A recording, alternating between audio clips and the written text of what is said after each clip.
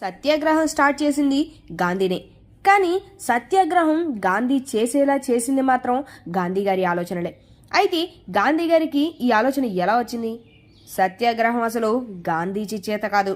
అతని పూర్వం కూడా ఉపనిషత్తులు, రామాయణం, మహాభారతం, గీత, ఖురాన్ మరియు అనేక ఇతర మతపరమైన పుస్తకాలలో సత్యాగ్రహం యొక్క ఆలోచన కనబడింది.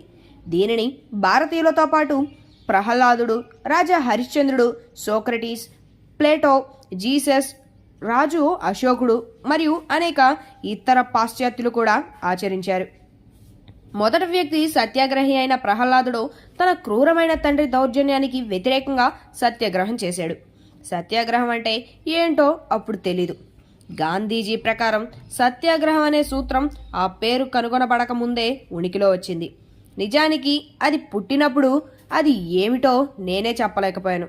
పాశ్చాత్యులలో కొందరు గాంధీజీ సత్యాగ్రహ ఆలోచనను క్రీస్తు యొక్క కొత్త నిబంధన నుండి, ప్రత్యేకంగా కొండపై ప్రసంగం నుండి పొందారని నమ్ముతారు.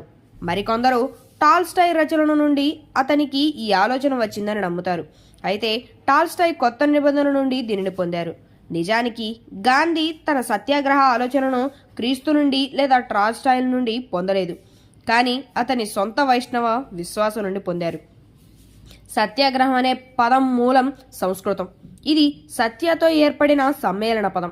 అంటే సత్యం మరియు ఆగ్రహ అంటే అంటుకోవడం, గట్టిగా పట్టుకోవడం, కట్టుబడి ఉండడం, పట్టుబట్టడం. మరో మాటలో చెప్పాలంటే సత్యాగ్రహం అంటే సత్యాన్ని పట్టుకోవడం, సత్యాన్ని గట్టిగా పట్టుకోవడం, సత్యంపై పట్టుబడడం లేదా సత్యానికి దృఢంగా కట్టుబడి ఉండడం. ఏం రావచ్చు? గాంధీజీ భారతీయ అభిప్రాయంలో సత్యాగ్రహాన్ని మంచి లక్ష్యంతో దృఢత్వంగా అభివర్ణించారు. యంగ్ ఇండియా సత్యాగ్రహం అనేది కేవలం స్వీయ బాధల చట్టంకి కొత్త పేరు అని ఆయన ఎత్తి చూపారు. అండ్ అలాగే హిందూ స్వరాజ్లో ఇతరుల త్యాగం కంటే స్వీయ త్యాగం అనంతమైన శ్రేష్టమైనది అని, మరియు స్వీయ బాధ కలిగిన వ్యక్తి తన తప్పులకు ఇతరులను బాధ పెట్టాడని ప్రకటించాడు. సత్యాగ్రహం అనేది బలమైన మరియు శక్తివంతమైన శక్తితో పోరాడడానికి ఒక సాటిలేని ఆయుధం. బ్రిటిష్ సామ్రాజ్యవాదగాడి నుండి భారతదేశాన్ని విముక్తి చేయడానికి గాంధీ సత్యాగ్రహ శక్తిని విజయవంతంగా ఉపయోగించారు మరియు ప్రదర్శించారు. ఇది రక్తరహిత విప్లవం. గాంధీ యొక్క అద్వితీయమైన మరియు అత్యున్నతమైన ఆవిష్కరణ అయిన సత్యాగ్రహం ద్వేషం, దుర్మార్గం లేదా శత్రుత్వాన్ని ఆశ్రయించకుండా నిరంతరాయంగా మరియు కనికరం లేని సత్యాన్ని వెంబడించడం కోసం నిలుస్తుంది. అతని భావన నిష్క్రియాత్మకత, బలహీనత, నిస్సహాయత లేదా ప్రయోజనాన్ని సూచించదు. ఇది తప్పనిసరిగా మనస్సు యొక్క దృక్పథం మరియు నాణ్యమైన కారణాలను సమర్థించడం, తప్పులను సరిదిద్దడం మరియు స్వచ్ఛంద స్వీయబాధతో మరియు అహింస అండ్ అలాగే అంతర్గతంగా ఉన్న మార్గాలను ఓపికగా మరియు చురుగ్గా ఉపయోగించడం ద్వారా చేసేవారి మధ్య మారడం వంటి దృఢమైన కోరికపై ఆధారపడి ఉంటుంది. కేవలం జేబీ కృపలాని మాటల్లో చెప్పాలంటే సత్యాగ్రహం అనేది సమ్మెతో పాటు మరేదో. ఇది పోరాటాన్ని కొనసాగించే వారిలో మంచి నైతికతను కలిగిస్తుంది. ప్రత్యర్థికి ఎక్కువ నైతికత కోల్పోవడం కూడా దీని అర్థం. స్ట్రైకర్ కంటే సత్యాగ్రహి మంచి నాన్ కోఆపరేటర్. నిజానికి సత్యాగ్రహం అనేది చర్య ఆధారిత శోధన మరియు సత్యానికి కట్టుబడి ఉండడం మరియు అసత్యానికి వ్యతిరేకంగా అహింసాయుత పోరాటం. గాంధీజీని నిజంగా ప్రపంచవ్యాప్తంగా ప్రసిద్ధి చెందినది సత్యాగ్రహం యొక్క ప్రయోగం. ఇది తర్వాత ఏదైనా విరోధి పాలనతో పోరాడడానికి అత్యంత ప్రభావవంతమైన పద్ధతిగా మారింది. సత్యాగ్రహం అనేది రాజకీయ మరియు ఆర్థిక ఆధిపత్యానికి వ్యతిరేకంగా మానవ ఆత్మ యొక్క శక్తిని కూడా సూచిస్తుంది. ఎందుకంటే ఆధిపత్యం అనేది అసత్య సత్యాన్ని తిరస్కరించడం వంటిది. ఎందుకంటే అది తనను తాను కాపాడుకోవడానికి అబద్ధం మరియు తారుమారుని ఆశ్రయిస్తుంది. ఈ విధంగా సత్యాగ్రహం అనేది మానవ మనస్సాక్షి యొక్క వైభవానికి నిదర్శనం. తర్వాత సత్యం యొక్క విజయం కోసం అహింసా పోరాటాన్ని బలపరుస్తుంది. అందుకు కాపు ఉద్యమమే ఉత్తమ ఉదాహరణ. సత్యాగ్రహం అనేది పూర్తిగా ఆత్మవిశ్వాసం, గొప్ప అవమానం, గొప్ప అసహనం మరియు ప్రకాశవంతమైన విశ్వాసం. ఇది దాని సొంత బహుమతి. సత్యాగ్రహం అనేది సత్యం కోసం నిరంతరం అన్వేషణ మరియు సత్యాన్ని చేరుకోవాలనే సంకల్పం. ఇది నిశ్శబ్దంగా మరియు స్పష్టంగా నెమ్మదిగా పనిచేసే శక్తి. వాస్తవానికి ప్రపంచంలో ఇంత ప్రత్యక్షంగా లేదా వేగంగా పనిచేసే శక్తి లేదు. ఇది అన్ని అన్యాయం, అణిచివేత మరియు దోపిడీకి వ్యతిరేకంగా స్వచ్ఛమైన ఆత్మశక్తిని ఉపయోగించడాన్ని సూచిస్తుంది. సాహిత్యపరంగా ఇది సత్య ఒత్తిడి అని అర్థం.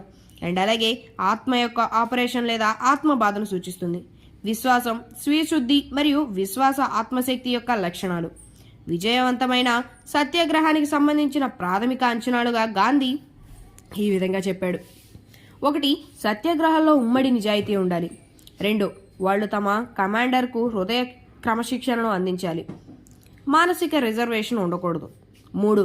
వారు తమ వ్యక్తిగత స్వేచ్ఛను మాత్రమే కాకుండా వారి ఆస్తులు, భూమి, నగదు మొదలైన వాటిని మాత్రమే కాకుండా వారి కుటుంబాల స్వేచ్ఛ మరియు ఆస్తులను కూడా కోల్పోవడానికి సిద్ధంగా ఉండాలి. అండ్ అలాగే వాళ్ళు బుల్లెట్లు, బయోనెట్లను ఎదుర్కోవడానికి ఉల్లాసంగా సిద్ధంగా ఉండాలి లేదా చిత్రహింసల ద్వారా మరణాన్ని చూడొచ్చు. 4. వాళ్ళు శత్రువు పట్ల లేదా తమలో తాము ఆలోచనలో, మాటలో లేదా పనిలో హింసాత్మకంగా ఎట్టి పరిస్థితుల్లోనూ ఉండకూడదు. సత్యాగ్రహి అతను ఎప్పుడూ పోరాటానికి సిద్ధంగా ఉన్నప్పుడు శాంతి కోసం కూడా అంతే ఉత్సాహంగా ఉండాలి. శాంతి కోసం ఏదైనా గౌరవప్రదమైన అవకాశాన్ని అతను స్వాగతించాలి. నా సలహా మొదట సత్యాగ్రహం మరియు చివరి సత్యాగ్రహం. స్వాతంత్ర్యానికి ఇంతకంటే మంచి మార్గం మరొకటి లేదు. సత్యాగ్రహి కోడ్లో బ్రూట్ ఫోర్స్కి లొంగిపోవడం అనేదేమీ లేదు. లొంగిపోవడం అనేది బాధ యొక్క లొంగుబాటు మరియు బయోనెట్ యొక్క వైల్డర్కు కాదు. ఒక సత్యాగ్రహిగా నేను ఎల్లప్పుడూ నా కార్డులను పరిశీలించడానికి అండ్ అలాగే అన్ని సమయాల్లో పునర్పరిశీలించడానికి అనుమతించాలి. అండ్ అలాగే లోపం కనబడితే పరిహారాన్ని చేయాలి. సత్యాగ్రహం నిజానికి పెరుగుతున్న శాస్త్రం. గాంధీ తన జీవితకాలంలో రాజకీయ స్వాతంత్రం పొందడమే కాకుండా దోపిడీ, అణిచివేత, సామాజిక అన్యాయం మరియు సాంఘిక దురాచారాలకు వ్యతిరేకంగా సత్యాగ్రహం యొక్క సమర్థతను ప్రదర్శించారు.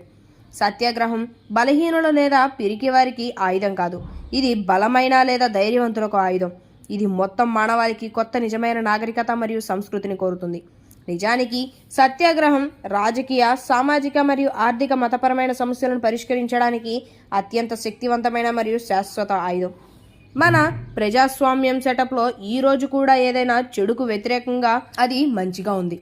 గాంధీ అహింస, సత్యాగ్రహం మరియు కార్మిక గౌరవం పట్ల తన సంపూర్ణ నిబద్ధతతో ఈ భావనను సమగ్రపరిచారు.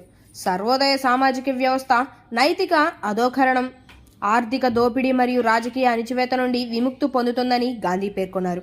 ఇటీవల ప్రజలు ప్రపంచవ్యాప్తంగా వివిధ ప్రభుత్వాలకు వ్యతిరేకంగా పోరాడడానికి సత్యాగ్రహంను ఉపయోగించారు అండ్ అలాగే విజయవంతంగా ప్రజలను సమీకరించారు అండ్ వారి న్యాయమైన మరియు మానవీయ డిమాండ్లను అంగీకరించమని ప్రభుత్వాన్ని బలవంతం చేశారు. స్వతంత్ర భారతదేశంలో వ్యవసాయం యొక్క 3 కళాకామన్లను రద్దు చేయడానికి, ప్రభుత్వానికి వ్యతిరేకంగా పోరాడడానికి కిసాన్ సత్యాగ్రహం ప్రత్యేకమైనది, ప్రాథమికమైనది అండ్ అలాగే అత్యంత సరైనది. ఇందుకోసమే ఆ రోజు గాంధీజీ సత్యాగ్రహం అన్న ఆలోచనని తెచ్చుకొని ఉంటారు. ఫ్రెండ్స్, ఈ వీడియో మీకు నచ్చినట్లయితే లైక్ చేయండి, షేర్ చేయండి, సబ్స్క్రైబ్ చేయండి. Thanks for watching.